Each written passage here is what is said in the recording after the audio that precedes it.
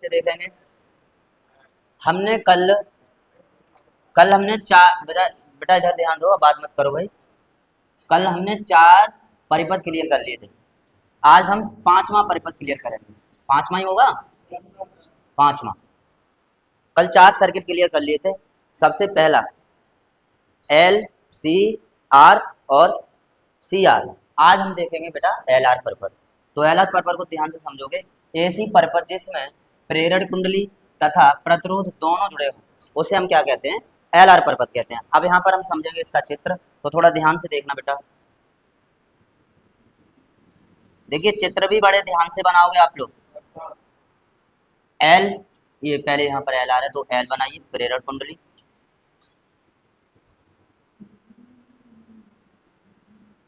अब बेटा उसके बाद है आर, परिपथ है तो परिपथ बना, वो प्रतिरोध बनाओ।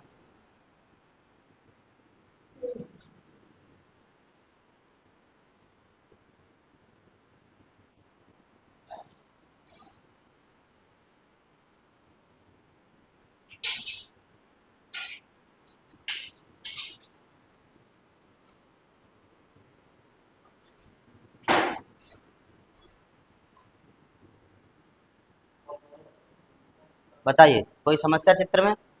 बेटा यहाँ पर ये प्रेरक कुंडली एल है जिसका विभव वी एल है, प्रतिरोध आर है जिसका विभव वी आर है, प्रत्यावर्ती धारा का स्रोत यहाँ पर ये स्रोत है प्रत्यावर्ती धारा का और प्रवाह धारा के लिए आई है।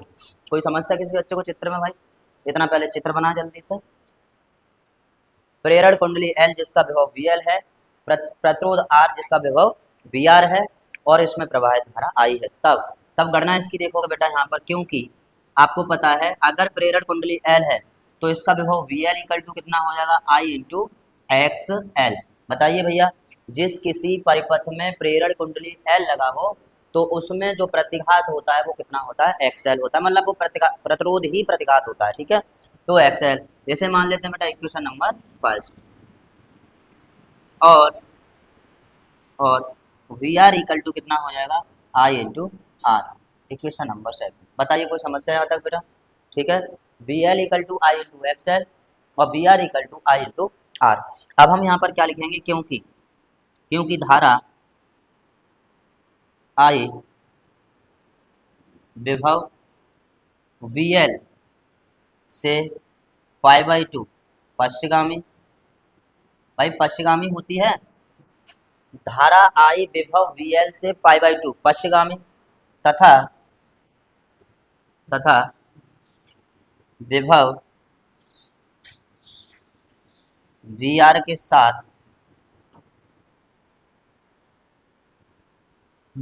साथ समान कला में होता है।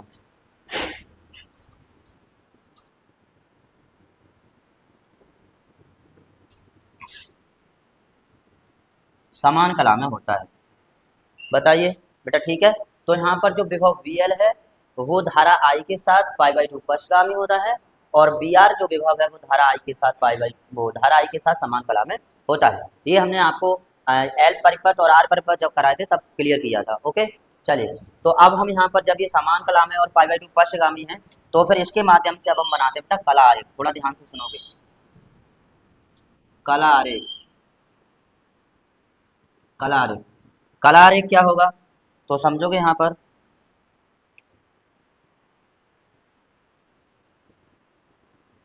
ये धारा है और इसकी के साथ समान कला में बी आर है और इसका परिणामी विभव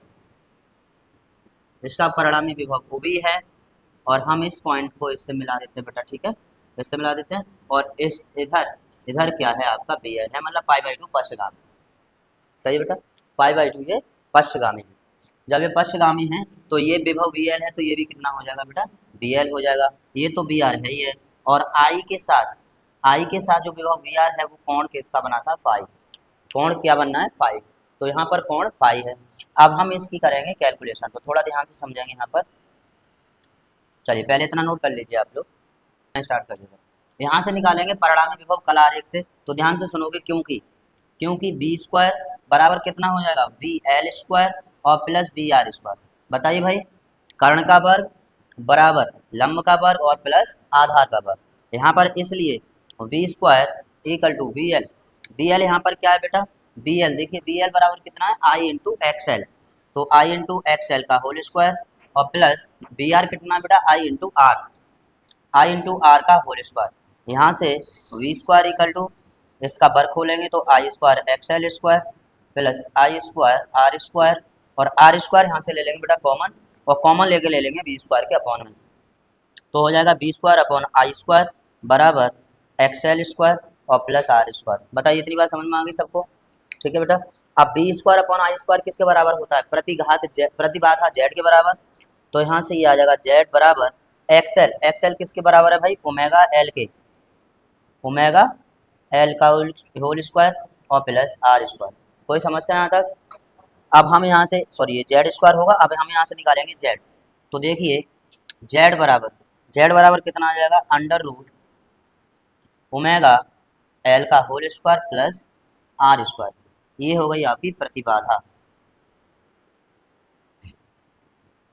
ये प्रतिबाधा का फॉर्मूला है, कौन से परिपथ के लिए है, एल आर परिपथ के लिए प्रतिबाधा Z equal to under root omega L plus R square. Okay बेटा, सही है, चलिए इतना नोट करिए थोड़ा जल्दी। कलांतर, तो कलांतर बेटा क्या होगा, टेन फाइव बराबर लंब बटे आधार, लंब इसमें बी एल है और आधार क्या है आपका बी आर है, तो बी एल बटे बी आर बेटा, tan phi equal to B L कितना है यहाँ पर, आई इंटू एक्स एल, और बी आर कितना है, आई इंटू आर, आई से आई यहाँ पर बेटा क्या होगा कैंसिल, तो tan phi equal to X L, X L बराबर कितना होता है, omega L upon R, omega L upon R. यहाँ से या तो हम इतना ही छोड़ सकते हैं, कोई प्रॉब्लम नहीं है, अगर या करके निकालें तो फाइव इक्वल टू टेन इधर जाएगा, इन्वर्स में बदल जाएगा, तो tan inverse omega L upon R, ये आ जाएगा भाई आपका कलांतर। कोई समस्या। अब नेक्स्ट हम निकाल लेते हैं यहाँ पर धारा का शिखर मान,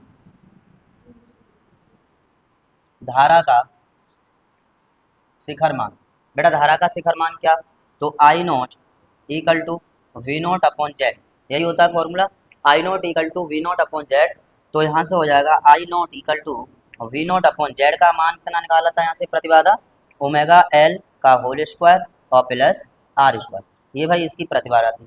ये हो गया धारा का शिखर मान, सही है, ये हो गया बेटा धारा का शिखर मान, कलांतर, कला आरेख, और हमने प्रतिबाधा की यहाँ पर गणना कर ली एल आर परिपथ में, ये आपका एल आर परिपथ यहाँ पर फिनिश हुआ। अब नेक्स्ट देखेंगे बेटा एल सी परिपथ, चलिए जल्दी से नोट करिए इसे। 6 नंबर एसी परिपथ जिसमें प्रेरण कुंडली तथा संधारित्र दोनों जुड़े हो बेटा यहाँ पर, तो ये क्या है एल सी परिपथ। अब हम 6 नंबर देखेंगे एल सी परिपथ। अब आज नहीं करते हैं भाई, क्लास में मालूम पड़ेगा हाँ कोई नहीं है, इस तरह बैठिए ना, जब बातचीत करने का जो समय होता है उस समय कीजिए, हर वक्त मुंह चलाते रहते हो भाई, मतलब का सही नहीं लगता है, एक आध टाइम पढ़ाई भी कर लिया करो, कितनी अच्छी बात है। ये है बेटा अल्टरनेटिंग करंट, यहाँ पर प्रत्यावर्ती धारा का ये स्रोत है, बहने वाली धारा आई है, प्रेरण कुंडली एल जिसका विभव वी एल, संधारित्र सी जिसका विभव वी सी, सही है। ओके, हमने एल आर सी आर परिपथ दोनों को देख लिया, सेम उसी तरह बेटा यहाँ पर एल सी परिपथ, तो थोड़ा ध्यान से समझोगे, ये एल सी परिपथ का चित्र समझ में आ गया सबको। अब बेटा क्योंकि मेरी बात ध्यान सुनोगे, क्योंकि अगर मैं यहाँ से बी एन निकालूं तो क्या हो जाएगा I into X L, equation number first, और बी सी निकालूं तो क्या हो जाएगा बेटा I into X C, equation number second. अब आप यहाँ पर बताइए कि एल परिपथ में ये जो धारा के विभव B L pi by two पश्चिगामी होता है कि अग्रगामी होता है, बताओ, पश्चिगामी, और विभव वीसी क्या होता है, अग्रगामी। तो यहाँ पर लिखेंगे क्योंकि धारा आई विभव वी एल से पाई बाई टू पश्चिगामी,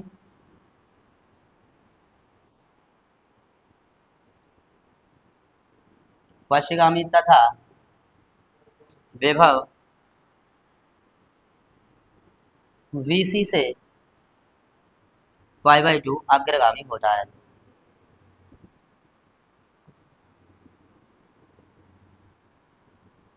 अग्रगामी होता है, ये हो गया भाई, इसी के माध्यम से हम यहाँ पर बनाएंगे कला आरेख। तो धारा आई विभव वी एल से पाई बाई टू पश्चिगामी तथा बी सी से पाई बाई टू अग्रगामी होता है, ये याद रखो, ठीक है। अब हम बनाएंगे यहाँ पर कला आरेख। तो कला आरेख को ध्यान से समझोगे, कला आरेख।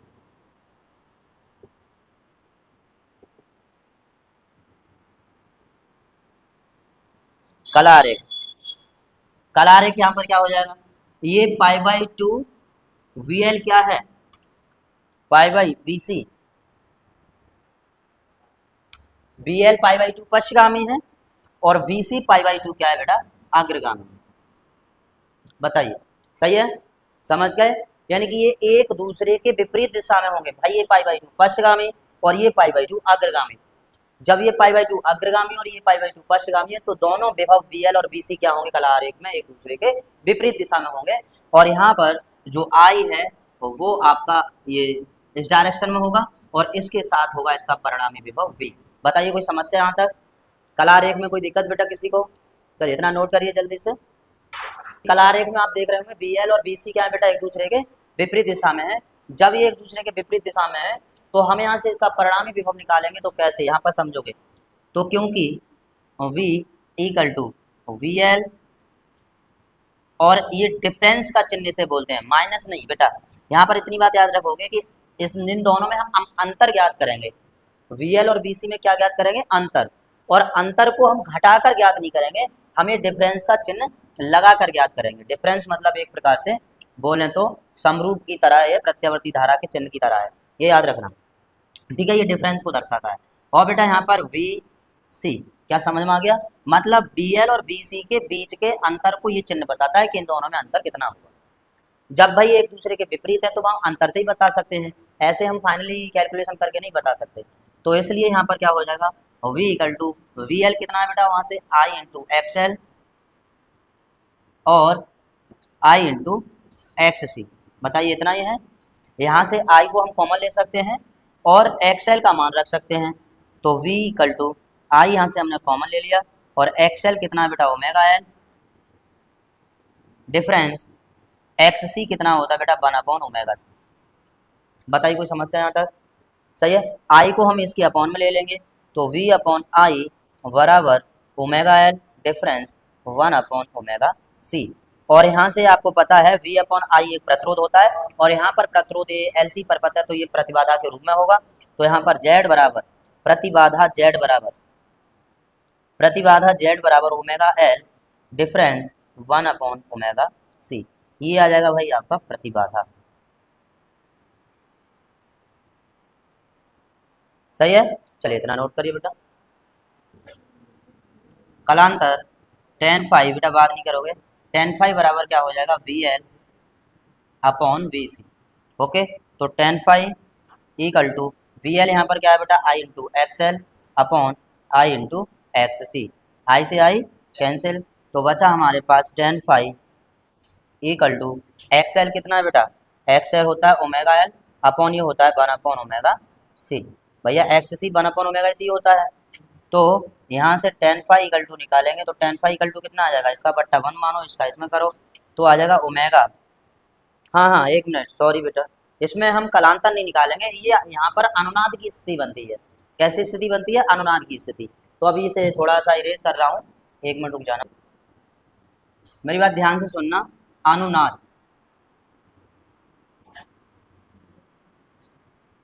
अनुनाद, अनुनाद को इंग्लिश में बोलते हैं बेटा रेजोनेंस, रेजोनेंस, रेजोनेंस मतलब अनुनाद। यहाँ पर अनुनाद की स्थिति बनती है जब भाई विभव वी एल और विभव वी सी आपस में एक दूसरे के विपरीत दिशा में होते हैं और जब बराबर हो जाते हैं तो उस स्थिति में अनुनाद की स्थिति बनती है। तो यहाँ पर लिखोगे जब विभव वी एल बराबर विभव वी सी, ये दोनों बराबर होते हैं, उस स्थिति में अनुनाद की स्थिति प्राप्त होती है। ठीक है, बनती है। तो यहाँ पर आपको पता है, अर्थात करके और भी यहाँ पर मैं परिभाषा को डिफाइन करूंगा अनुनाद की। और वी एल को हम कितना लिख रहे हैं बेटा, आई इंटू एक्स एल और बराबर बी सी को कितना लिखे हैं हम यहाँ पर, आई इंटू एक्स सी। सही है, बी सी को आई इंटू एक्स सी लिखेंगे और वी एल को आई इंटू एक्स एल लिखेंगे। आई से आई कैंसिल, तो एक्स एल बराबर एक्स सी। और यहाँ पर आपको पता है एक्स एल बराबर कितना होता है बेटा, ओमेगा एल और बराबर और ये कितना होता है 1 ओमेगा सी। एक बात और यहाँ से ध्यान से सुन लोगे, ये जो एक्स एल और एक्स सी है, यहीं से हम इसकी अनुनाद की परिभाषा को डिफाइन करेंगे। तो देखिए कैसे, जब एल परिपथ का प्रतिघात तथा सी परिपथ का प्रतिघात दोनों आपस में बराबर हो जाते हैं, उस स्थिति को अनुनाद कहते हैं। समझ में आ गया? एल परिपथ की प्रतिघात और सी परिपथ का प्रतिघात दोनों आपस में बराबर हो जाएंगे तो उस स्थिति को हम क्या कहेंगे बाबू? अनुनाद कहेंगे। ओके, वहां पर अनुनाद की स्थिति प्राप्त होगी। तो अब हम ओमेगा को इधर ले आएंगे और एल को इधर ले आएंगे, तो ओमेगा ओमेगा क्या हो जाएगा? ओमेगा स्क्वायर, और बराबर एल को इधर ले आएंगे तो ये हो जाएगा 1/LC। बताओ कोई समस्या यहाँ तक? सही है। अब हम बेटा यहाँ से सिर्फ ओमेगा निकालेंगे तो ये 1/√, हो जाएगा LC। 1 हो जाएगा √LC, क्योंकि यहाँ वर्ग है, इसका हमने वर्गमूल ले लिया। अब ओमेगा, ओमेगा किसके बराबर होता है? 2 पाई न्यू के। 2 पाई न्यू के बराबर होता है ओमेगा, याद रखना, √1/LC। और यहाँ पर हम निकालेंगे न्यू। न्यू क्यों? क्योंकि अनुनाद की आवृत्ति, जिसे कहते हैं भाई अनुनादी आवृत्ति, तो अनुनादी फ्रीक्वेंसी निकालेंगे यहाँ पर, तो ये आ जाएगा हमारे पास न्यू बराबर 1/2 पाई √LC। ये हो जाएगा, आपको मिल जाएगा, और इसे बोलेंगे अनुनादी आवृत्ति।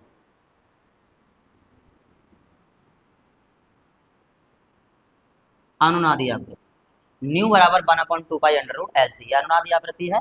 यहाँ पर कलांतर नहीं बेटा, यहाँ पर हम अनुनाद की स्थिति बनती है तो यहाँ पर हम निकालते हैं अनुनादी आवृत्ति। कोई समस्या किसी बच्चे को? चलिए नोट कर लीजिए।